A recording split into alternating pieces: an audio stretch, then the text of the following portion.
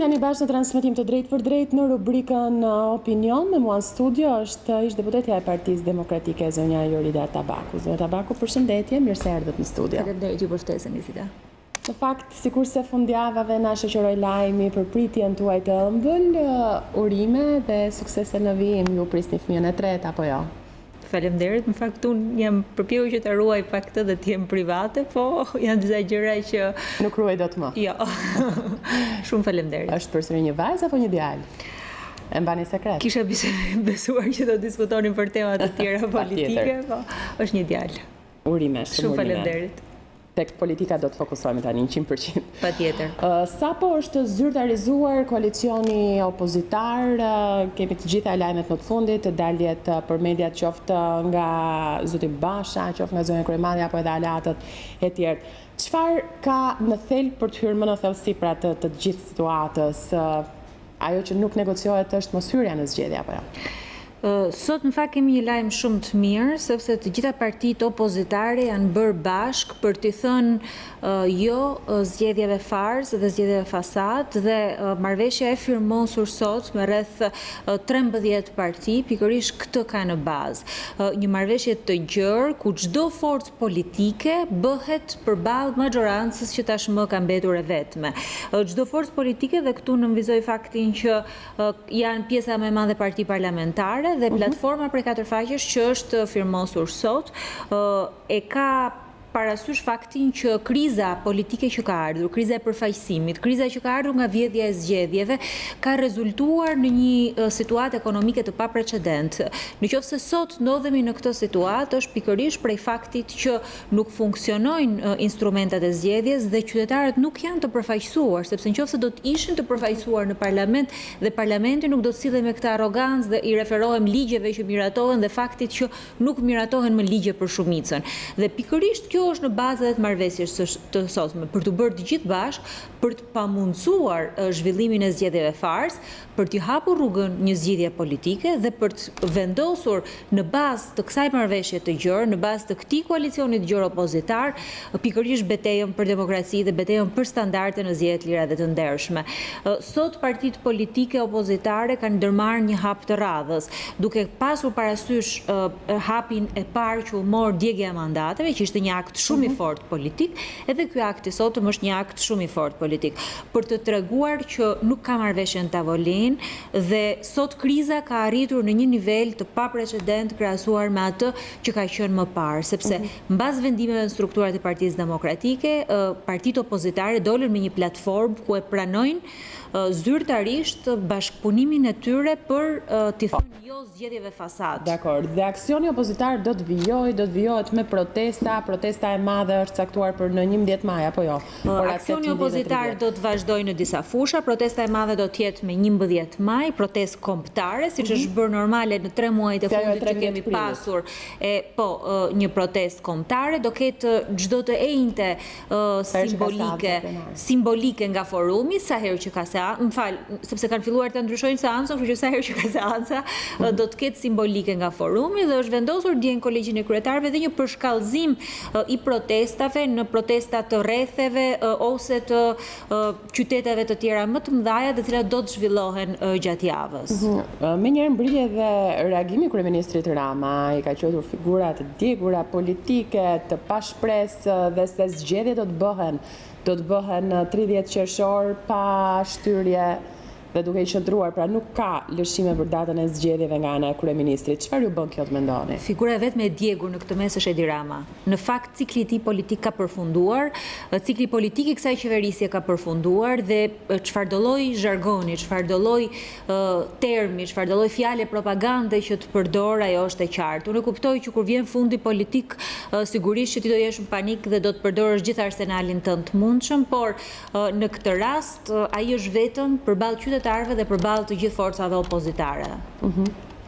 Përsa i takon, sepse ka mjaft figura kritike edhe për Partinë Demokratike, për opozitën, edhe pse janë demokratë, me bindje të djathta, që thonë se vetë Partia Demokratike, vetë opozita duhet të lëshoj pak nga kërkesat e saj. Në të vërtet, është menduar ndonjëherë për ndonjë lëshim të vogël apo për zvoglim të kërkesave tuaja? Nuk ka se çfarë të lëshohet dorë, sepse është marrë një akt drastik. është marrë akti i djegjes së mandateve dhe unë nuk besoj që tani mund të ketë një kthim pas.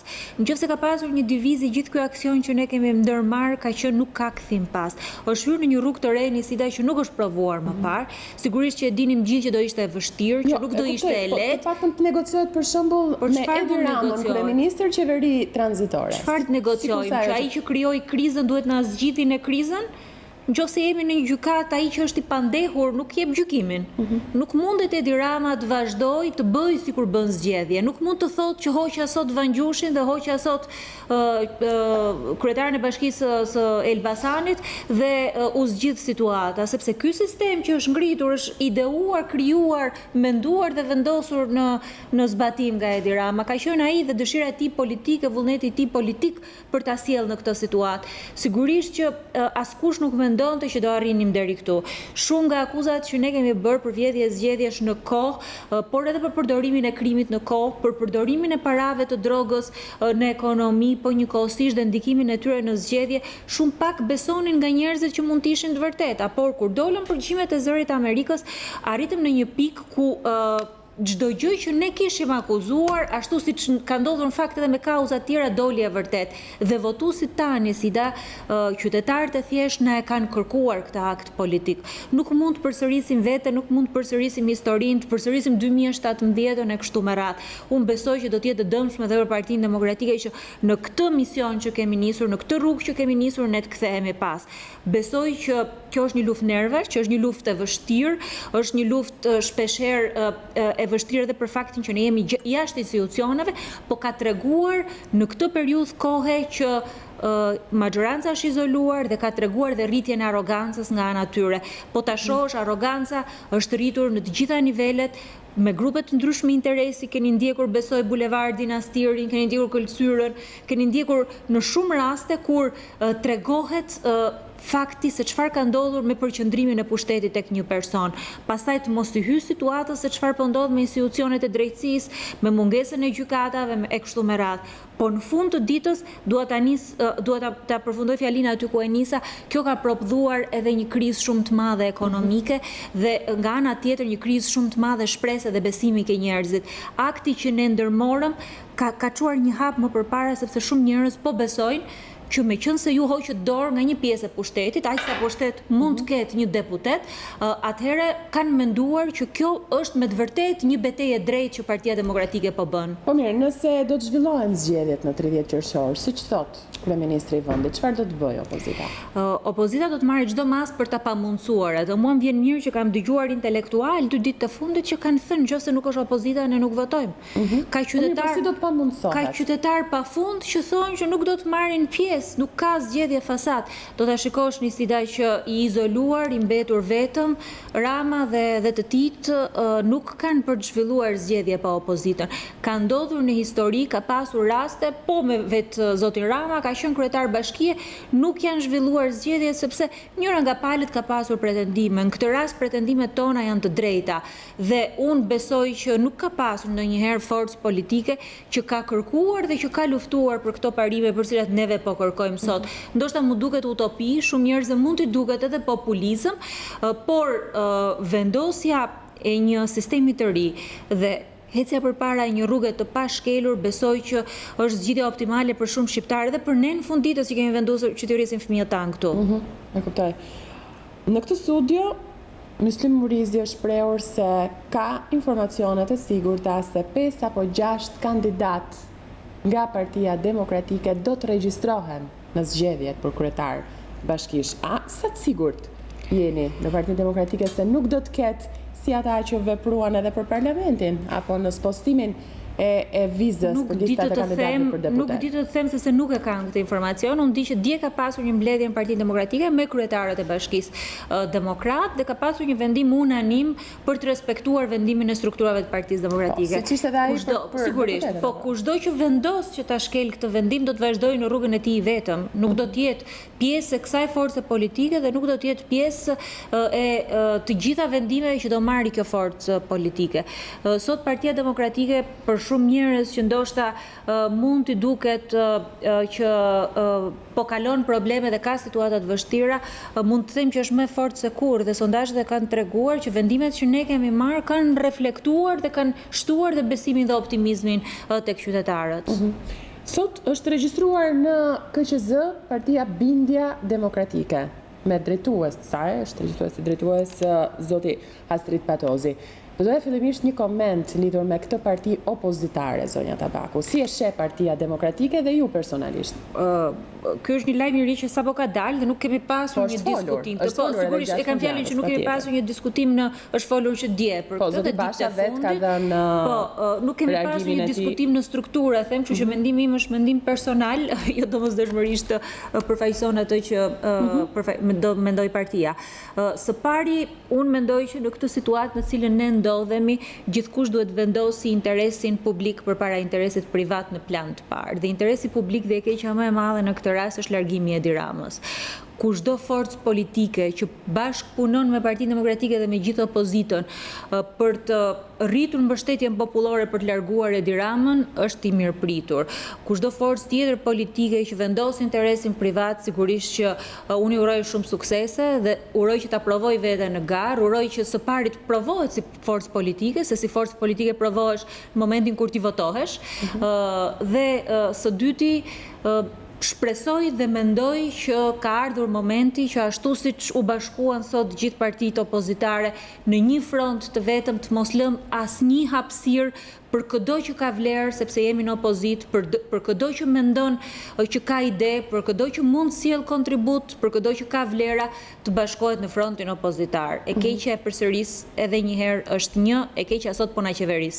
Kryetari i Partisë Demokratike zoti Basha e ka quajtur opozit falë, se ka nënkuptuar që nuk ka vend për opozita falë, sikurse jo për qeveri falës. Pra, ju mendoni se kjo parti sapo krijuar vendos në plan të parë interesat vetjake, qëllimi i djegjes së mandateve, qëllimi i braktisjes së institucioneve, qëllimi i mosmarrjes pjesë në garën elektorale, pamundësimi i zgjedhjeve, pra përdorja e të gjithë arsenalit dhe vendimeve politike që opozita ka pasur një qëllim të vetëm, për të izoluar qeverisjen. Ka pasur një qëllim të vetëm për të treguar që sot Edi Rama ka grumbulluar gjithë pushtetet në dorë. Ka pasur një qëllim të vetëm që të zhvesh nga propaganda çfarëdo lloj gjëje që qeveria është përpjekur që të ndërtojë në këto 6 vite. Dhe kushdo që shërben për ta mbajtur propagandën, për t'i dhënë frym, për t'i dhënë oksigjen, sigurisht që mund të konsiderohet si një përpjekje fallse. Opozita e vërtet sot është ajo që është votuar për të qenë opozitë, ajo që ka mbledhur votat, ajo që ka bërë betejë elektorale, ajo që është përballur për 6 vite me qeverisjen. Opozita e vërtet sot është ajo që firmosje. Në fakt, opozitari vërtet mund të quhet edhe Jorida Tabaku, apo jo? Unë nuk e diskutoj. Sepse është në krye të kësaj partie, ka qenë një rëndësishëm në Partinë Demokratike. Po, kështu që dhe unë kam një vlerësim maksimal për çdo që ka dhënë kontribut në Partinë Demokratike dhe sot nuk është më. Do kisha shpresuar që sot fronti opozitar të kishte shumë figura të tjera bashkë edhe me zotin Patozi. A i trëmbeni që mund të afrohen këto figurat e kjo parti? Për të dhënë më shumë kontribut së brendshmi sesa për të sulmuar së jashtmi. Nuk është Partia Demokratike e keqja e këtij vendi. Sot Partia Demokratike është aset publik, është ajo që po përpiqet që ta ndryshojë sistemin. Partinë Demokratike nuk besoj që mund ta Mund të kemi një rrjedhje të elektoratit, për sa kohë që Partia Demokratike nuk regjistrohet në zgjedhje, apo edhe nuk ka për të pasur zgjedhje fasadë dhe nuk ka për të pasur zgjedhje pa Partinë Demokratike. Për shembull Edi Ramën mund të votojnë alternativë tjetër që do të ndryshojë sistemi sipas tyre. Unë po përsëris edhe një herë, Nisida nuk ka për të pasur zgjedhje pa Partinë Demokratike. Nëse do të ketë zgjedhje në këtë vend, do ketë zgjedhje të lira dhe të ndershme. Do ta shikosh që me rritjen e presionit dhe me izolimin gjithmonë më shumë të qeverisë, do të kemi një zgjidhje e cila do të vi pikërisht me zgjedhje të lira dhe të ndershme. Pikërisht për këtë po lufton dhe Partia Demokratike. Kur mendoni ju se do të zhvillohen zgjedhjet e lira dhe të ndershme zonja Tabaku? Kur e mendon Partia Demokratike? Unë nuk besoj që ne kemi një datë në mendje, po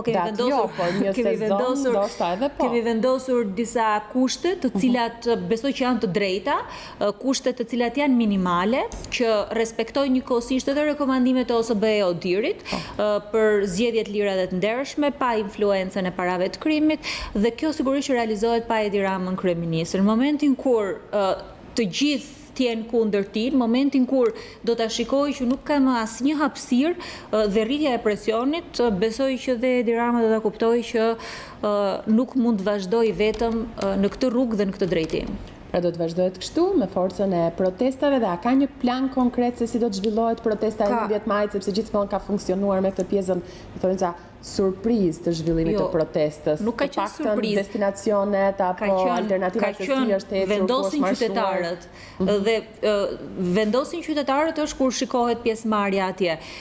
Është miratuar një plan protestash, siç e përmenda pak më përpara. Për mua është një kënaqësi që shikoj që në protesta përveç strukturave tradicionale të Partisë Demokratike vinë njerëz të thjeshtë, vinë qytetarë, vinë familjarë dhe mbështetja është rritur gjithmonë më shumë. Protesta është vetëm një rrugë për të arritur tek qëllimi final.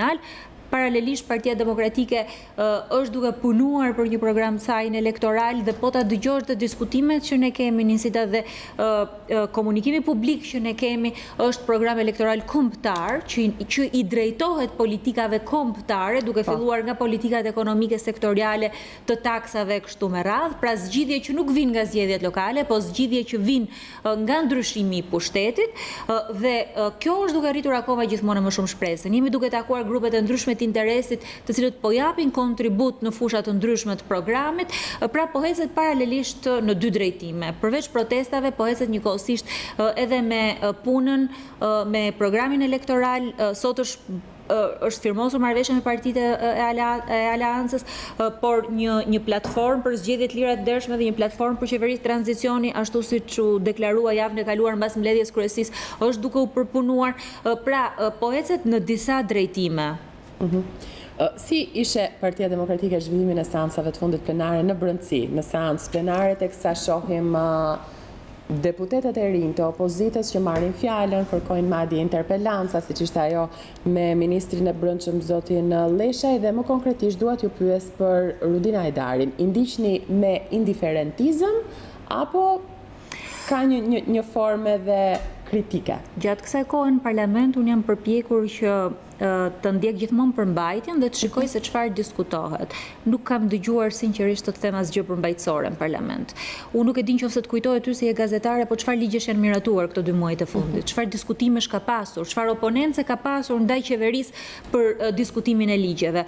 A e di që ka kaluar një ligj në parlament për korporatën e investimeve që do të marrë pronat e publike e private shqiptarëve, do i ndaj patenter, do t'ja japi kryeministri, ke dëgjuar në një oponencë nga ata që janë sot në parlament, edhe me ministrin interpelanca erdhi mbas 2 javësh, mbas 3 javësh, mbasi ishte bërë fakt. Në këtë vend po ndodhin ngjarje të jashtëzakonshme dhe e vetmja që po flet është ajo opozitë që është jashtë parlamentit. E vetmja që sot po bën një debat publik dhe e vetmja që sot po mbron interesin publik është opozita jashtë parlamentit. Të them të drejtën, unë ashtu siç e thash pak më përpara, nuk kam dëgjuar, nuk kam parë ndonjëherë në ligj në interesin publik që të miratohet, por nuk kam dëgjuar edhe asnjë debat në mbrojtje qoftë dhe qytetarëve të thjeshtë, fermerëve, që në fund ditës të vinë nga parlamenti, se parlamenti prandaj është ekziston si forum për të mbrojtur interesat e qytetarëve. Kjo nuk ka ndodhur. Të vetmit që po i mbrojnë interesat e qytetarëve jemi ne që jemi jashtë parlamentit. Zona Tabaku, këtë pyetje në fakt ja bëra edhe zotit Ali Beaj, ju pak më parë përmendët pjesën e sondazheve dhe po, është e vërtet, në mjaft sondazhe të ndryshme, Partia Demokratike shfaqet në rritje, apo madje edhe duke u bashkuar me Lëvizjen Socialiste për Integrim nëse do ta shfaqen forcë qeverisë, opozita që ka firmosur sot është maxhorancë për momentin. Atëherë, përse të mos e provoni për të hyrë në zgjedhje? Por ka një siguri që është në rritje, që qytetarët e duan Partinë Demokratike, opozitën dhe e duan ndryshimin në Shqipëri. Vionit insistoni që zgjedhjet do të vidhen nga Edi Rama kryeministri. Për të lejuar që vota deformohet përsëri, është kjo që na kërkojnë qytetarët Nisida. Nuk dua që të përsëris veten, por në takime me të paktën elektoratin tim dhe me qytetarët që unë përfaqësoj, ato na thonë mos na çoni përsëri në zgjedhje, duke e ditur që do deformohet vullneti i shqiptarëve, duke e ditur që nuk do t'jeni në majorancë për të na përfaqësuar ne, megjithëse sot në majorancë shqiptarët mund të na votojnë. Ne nuk mund të lëmë të ndodhë edhe një herë të përsërisim atë që ndodhi dhe atë që ka ndodhur në të kaluarën. I referohem edhe një herë raporteve të OSBE-dit. Nëse shqetësimet më parë kanë qenë shqetësime të thjeshta që lidheshin me administrimin e zgjedhjeve, me përfaqësimin komisionit zonale, sot kemi kaluar në rekomandime emergjence për vjedhjen e votës, për blerjen e votës, për presion dhe administratës, për përdorimin e aseteve publike. Pra, po të shohësh edhe alarmi që vjen nga ndërkombëtarët është i tillë dhe ai që vjen nga raportet e tyre të paktën është i tillë që situata këtu është alarmante. Ne nuk mund të lejojmë edhe një herë që vullneti i shqiptarëve të shkelet me këmbë.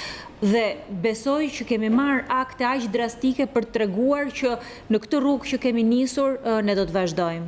Faleminderit shumë zonja Tabaku. Shumë faleminderit dhe ju për bisedën, Sida. Shkojmë në publicitet, kthehemi pas pak.